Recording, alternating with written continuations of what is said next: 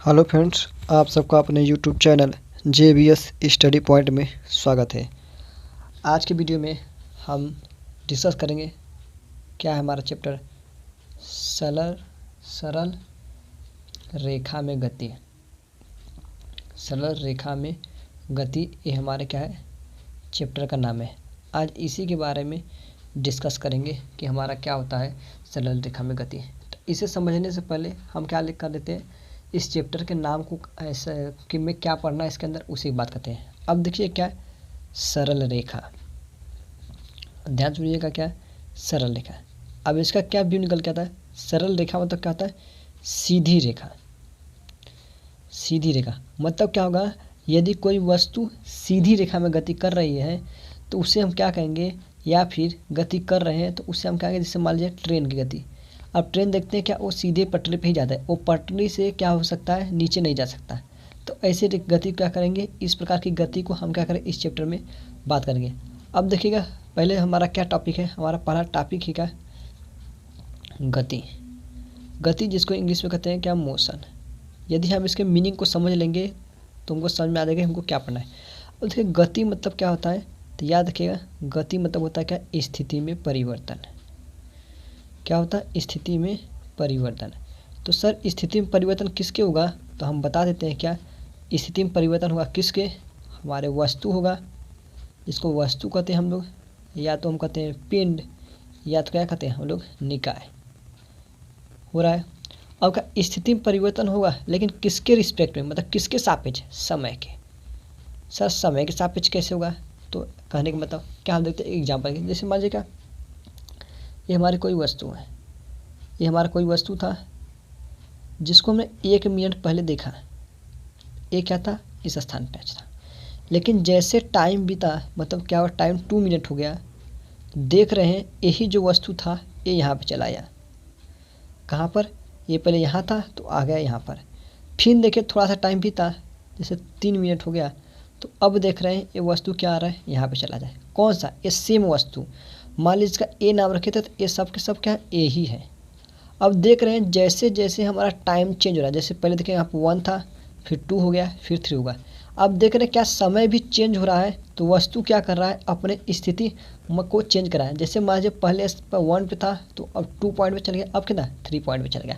मतलब देख रहे हैं क्या समय चेंज हो रहा है, तो हमारा ऑब्जेक्ट वस्तु क्या कर रहा है अपने स्थिति को या क्या कर रहा है चेंज कर रहा है, तो इसे हम क्या कहते हैं गति कहते हैं।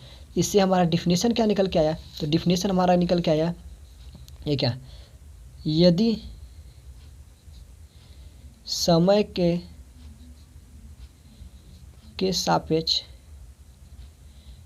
करिए या फिर साथ क्या वस्तु के स्थिति में परिवर्तन हो, वस्तु के स्थिति में परिवर्तन हो तो क्या चीज़, वस्तु गति की अवस्था में कहलाती है, गति की अवस्था में कहलाती है। आई होप आपको समझ में आ गया होगा कि गति क्या होता है।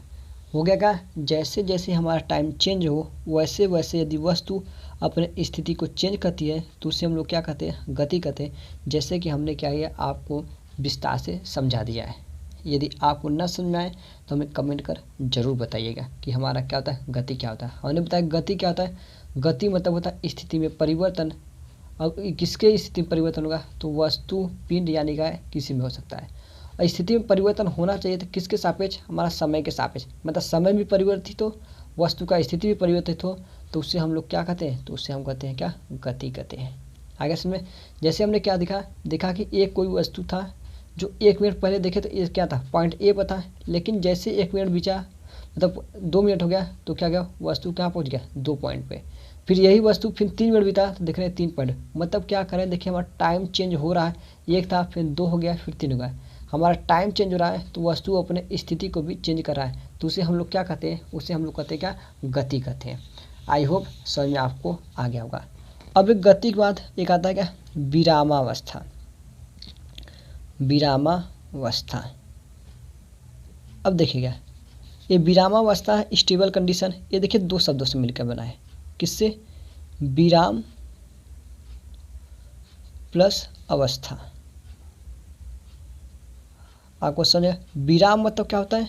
रुका हुआ, रुका हुआ। अवस्था मतलब क्या होता है? स्थिति। सर क्या होगा? रुका हुआ स्थिति। सर समझ में नहीं आया तो आप चिंता न कीजिए, आपको एकदम क्लियरली समझ में आएगा। अब हमें किसी करने का मतलब रुका हुआ। अब देखिए कि मान लो एक क्या ये वस्तु यहीं पे था, तो ये वस्तु है, यही ए है। मान लीजिए यहाँ पर हमारा टाइम क्या था? 1 मिनट था। देखिए यहाँ पर रुका था, फिर देखिए क्या हुआ? टाइम चेंज होगा, क्या 2 मिनट हो गया। फिर देखिए वस्तु वहीं का वहीं है, क्या है? पॉइंट ए पर ही है।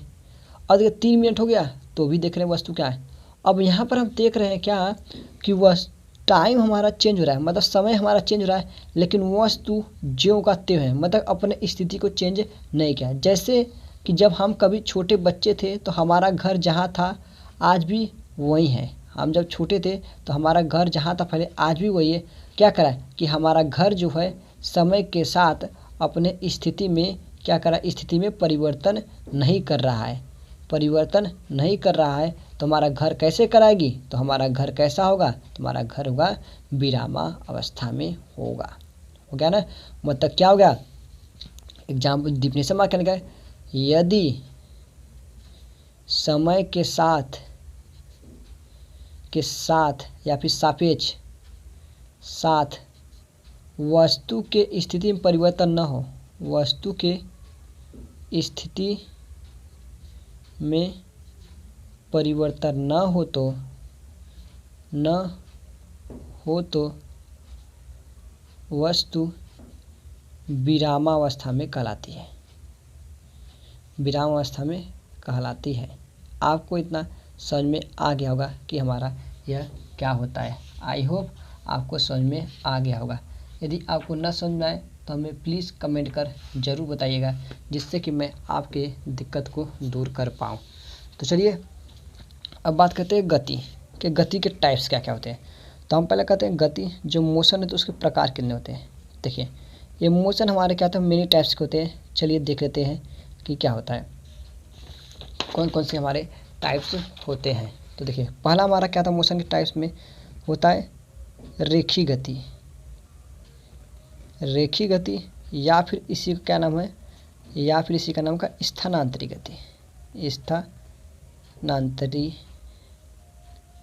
गति। अब देखिएगा एक एक के बारे में पढ़ने चलते हैं। तो बात करें रेखी मतलब आप जान समझिएगा, रेखी मतलब कहता है एक रेखा में, समझेंगे इसके नाम से ही इसका डिफिनेशन हम निकालेंगे। क्या कि रेखी मतलब क्या? एक रेखा में। अभी हमने गति मतलब क्या पढ़ा? स्थिति में परिवर्तन। क्या हो गया? स्थिति में परिवर्तन। सर स्थिति में परिवर्तन तुमको समझ में आ गया, कैसे? हमने पीछे पढ़ा है। लेकिन स्थिति में परिवर्तन हो किसके रिस्पेक्ट में? तो हम कहेंगे सर समय के रिस्पेक्ट में। तो हमारा डिफिनेशन क्या होगा?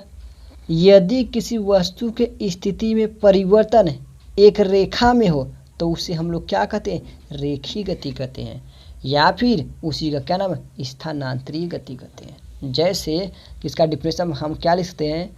जब किसी वस्तु के स्थिति में परिवर्तन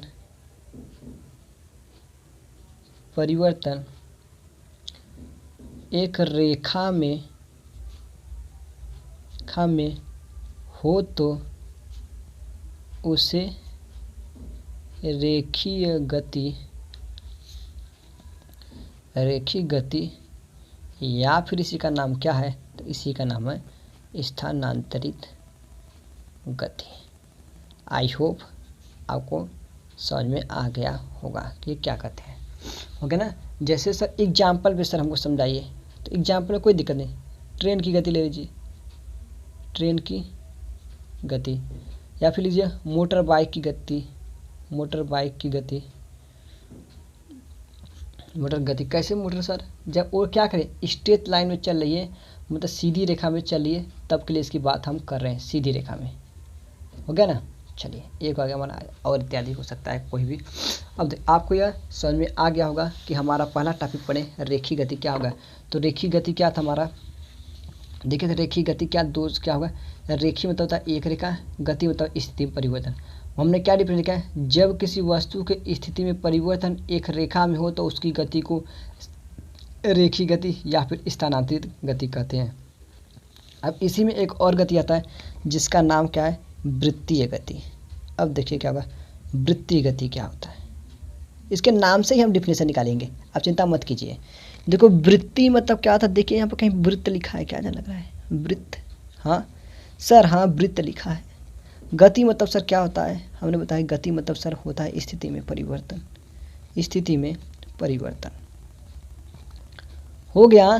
तो यहाँ पर क्या हो गया, अब वस्तु के स्थिति में परिवर्तन हो, कहाँ पर हो, वृत्त, मतलब वृत्त मतलब क्या होता है, वृत्तीय पथ, वृत्तीय पथ मतलब यदि किसी वस्तु के स्थिति में परिवर्तन वृत्तीय पथ पे हो तो उसकी गति को क्या कहते हैं हम लोग, वृत्तीय गति कहते हैं। या फिर इसका डिफिनेशन होता है कि जब कोई वस्तु वृत्तीय पथ पर गति करता है तो उसकी गति को हम लोग क्या कहते हैं, वृत्तीय गति कहते हैं। लिख देते हैं एग्जाम्पल, क्या होगा इसका डिफिनेशन, जब किसी वस्तु के स्थिति में परिवर्तन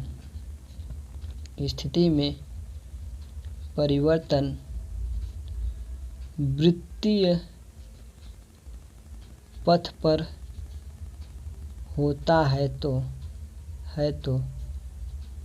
उसकी गति वृत्तीय गति कहलाता है।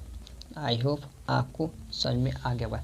जैसे देखिएगा सर एग्जाम्पल बताइए, चलिए अब मान लीजिए क्या हो गया कि अब जानते हैं कि कोई पिन क्या वृत्त पद है, जैसे अब क्या ये वृत्त है, चलिए हमने ये वृत्त ले लिया, कोई वृत्त है, तो अब क्या इस पर कोई वस्तु घूम रहा है, गति कर रहा है। अब देख रहे ये गति यहाँ से ऐसे ऐसे करते करते क्या गति करते, यहाँ से गति करते करते हुए क्या आ रही, आगे ऐसे घूम रही वस्तु, तो इसे क्या कहेंगे, यदि ऐसी गति, देखिए अब क्या होगा, ये वृत्त है, वृत्त के परिधि भी करा है, तो ऐसी गति को ही हम लोग क्या कहते हैं, ऐसी गति को ही हम लोग कहते हैं क्या, वृत्तीय गति। आई होप आपको समझ में आ गया होगा कि वृत्तीय गति क्या होती है। आप चाहें तो इसका क्या होगा, इसके साथ लेकर अपने नोट्स में लिख सकते हैं। तो चलिए फिर हम लोग अगला देखते हैं कि हमारा क्या है। अब अगला हमारा है घूर्णन गति। घूर्णन गति, सर घूर्णन गति क्या होता है, तो ऐसे देखिए, अब देखिए मान लीजिए क्या हो गया, इसे पहले लिख देते हैं तब बताते हैं। जब कोई